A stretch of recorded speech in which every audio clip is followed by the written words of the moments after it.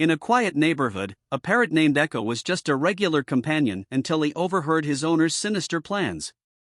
Instead of squawking "Polly wants a cracker," he relayed key instructions about the heist to a crew of criminals. With curious humans unaware, Echo became an unwitting criminal mastermind, mimicking signals and tricks he learned from his owner in helping the gang pull off daring heists. When the police finally caught on, they were astonished to discover a talking parrot at the heart of the crime wave. It's a reminder that sometimes, our pets hold secrets beyond our wildest imagination.